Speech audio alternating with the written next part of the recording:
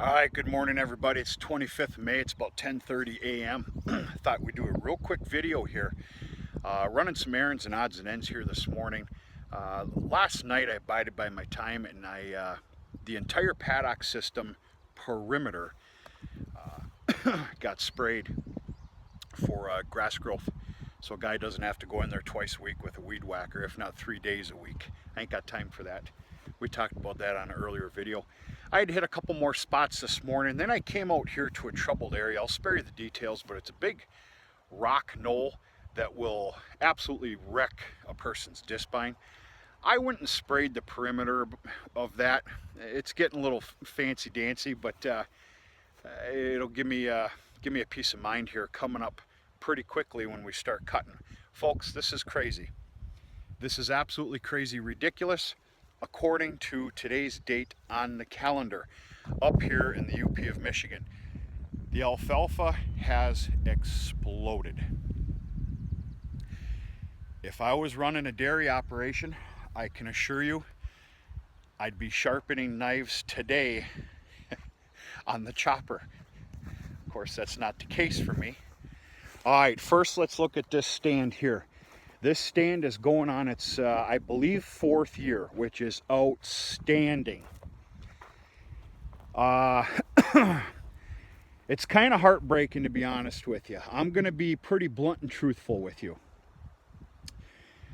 This is the Jun, J-U-N-G, Jun J50 Plus alfalfa.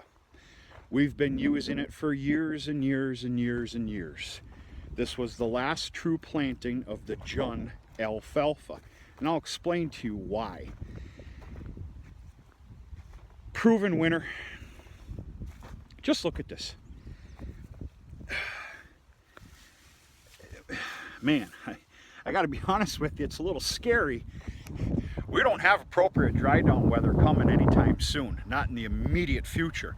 This is getting scary for drying this down. If I was making silage bales this year, which I choose not to, unless a third crop, this is already starting to get scary on a dry down, but that's just me being me. Unbelievable.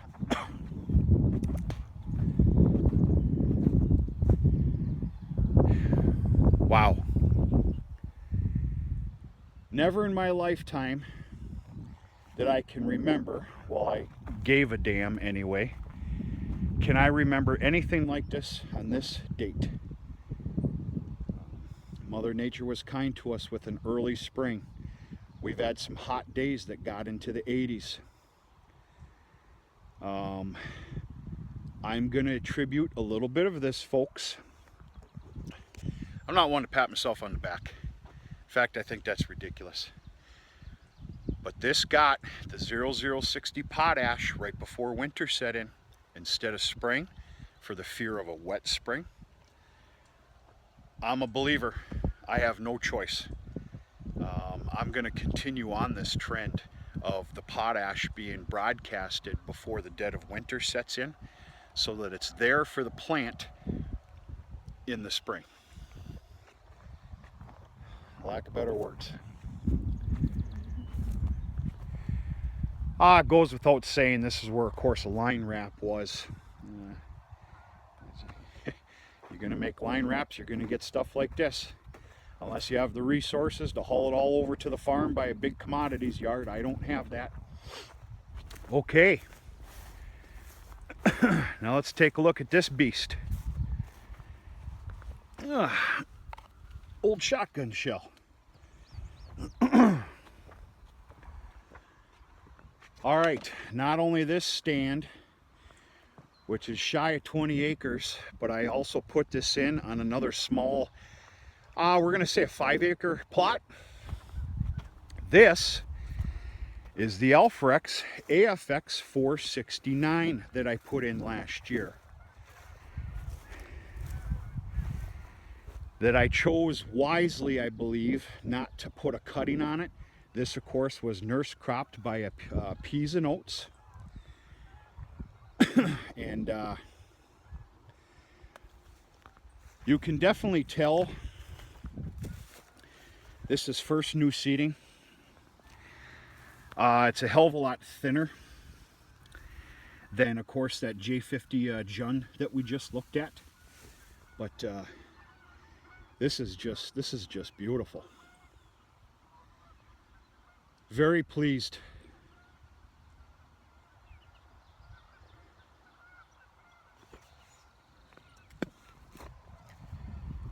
So here's the deal for the switcheroo.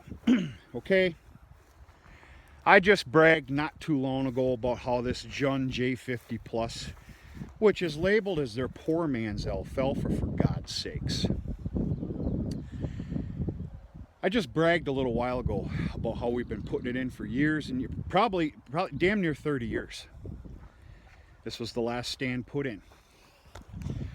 Reason being is you got to believe in something. I normally don't talk like this. I don't like blasting things or...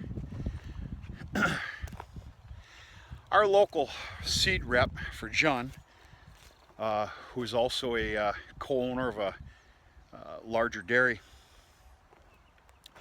who does a fantastic job. I mean, all that man does is, all he does is work 18 hours a day. He was the local Jun seed rep here. Well, as you know it, with the way this world is, because he wasn't a $1 million, I'm only assuming not a $1 million sales rep for the seed company, they ended up dropping him. It's heartbreaking for everybody, including him.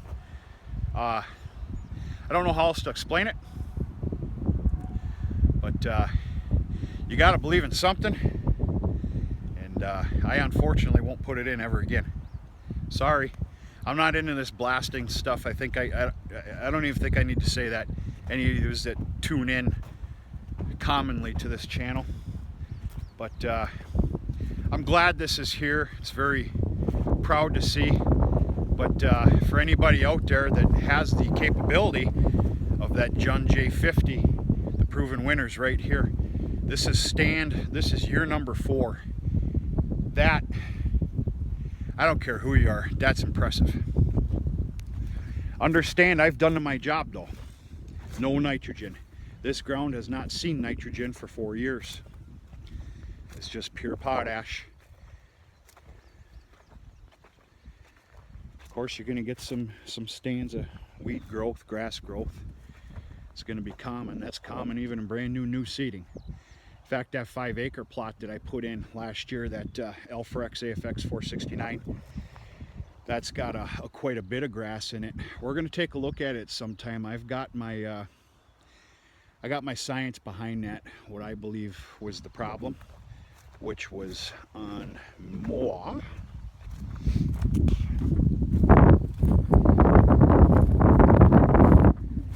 Yeah,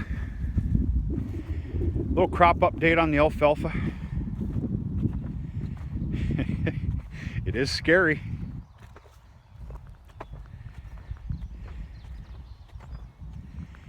I mean, this is cuttable now.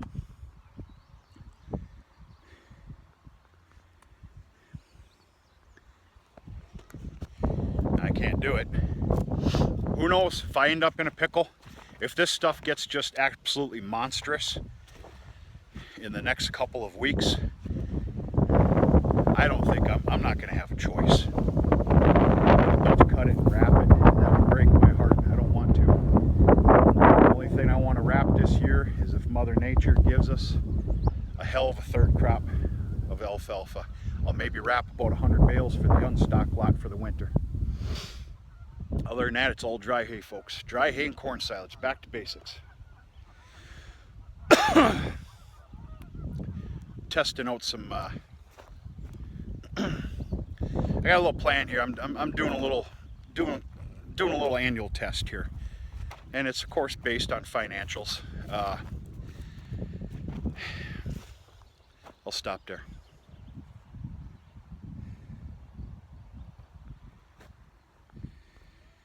That's it. A lot of doings today. We do have some spotty rain coming in a little while. That's why I hurried up and filled up this tank And I don't even want to show you the back of the Ranger. It's pretty bad. All right, I tell you what, I'm not here to, I don't usually try and sell products or anything like that or nothing like that, but I'm going to tell you something. This was this was purchased at Tractor Supply. I have no problem with Tractor Supply. None. I think they do a damn good job. I got this 2 years ago, and this is outstanding. This is the 15 gallon. I think they make one bigger than this and then one smaller than this. I opted for the 15 gallon, which lasts a long time. And of course you got the sprayer with a nice long hose. And then of course the pump on the back here, which does a great job. And of course, battery hookup in front of the Ranger. What's really nice about that is that pump only runs when it's calling for more product. That's really nice. It's not a continuously running pump like I know some are. You've got my absolute blessing on that product right there. I've had good luck with it. So, good stuff. Good stuff.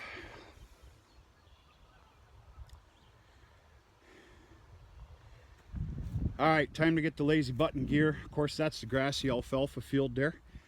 Very surprised how much alfalfa is still in it.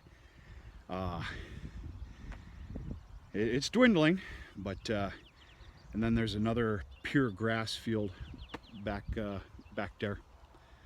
But yeah, we're obviously across the highway, and just doing a little check here. That's it. Time to get the lazy button gear. We're going to talk to you sooner than later.